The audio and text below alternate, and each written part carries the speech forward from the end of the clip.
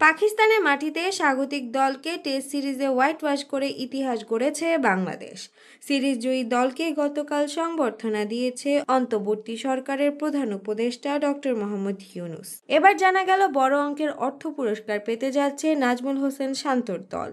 আগামীকাল বিকেলে রাজধানীর ৫ তারকা একটি হোটেলে টেস্ট দলে থাকা ক্রিকেটারদের ৩,২০,০০,০০০ টাকা পুরস্কার তুলে দিবে ক্রীড়া উপদেষ্টা আসিফ মাহমুদ সজীব ভুঁইয়া। বিসিবির মিডিয়া বিভাগ বিষয়টি নিশ্চিত করেছে। সিরিজ জিতলে অর্থ পুরস্কারের রীতি রয়েছে বিসিবির। প্রতিটি টেস্ট, ওয়ানডে আর টি-20 সিরিজের জন্য জাতীয় দলকে বোনাস দেয় বিসিবি। পাকিস্তানের ইতিহাস গড়া শান্তরা এবার বড় অঙ্কের অর্থ পুরস্কার পাচ্ছে। পাকিস্তানের মাটিতে অবিস্মরণীয় এক মুহূর্তের সাক্ষী হয়েছে দেশের ক্রিকেট। টেস্ট ফরম্যাটে কখনো হারাতে না পারা পাকিস্তানের বিপক্ষে ২ ম্যাচের সিরিজ জিতল লাল সবুজের দল। টেস্ট স্ট্যাটাসে অর্জনের ২৪ বছর পর এই সিরিজেই এসে পাকিস্তানের বিপক্ষে প্রথম টেস্ট ম্যাচ জয়। প্রথম টেস্টে ১০ উইকেটের বিশাল জয়ের পর দ্বিতীয় টেস্টেও এসেছে ৬ উইকেটের অসামান্য এক জয়।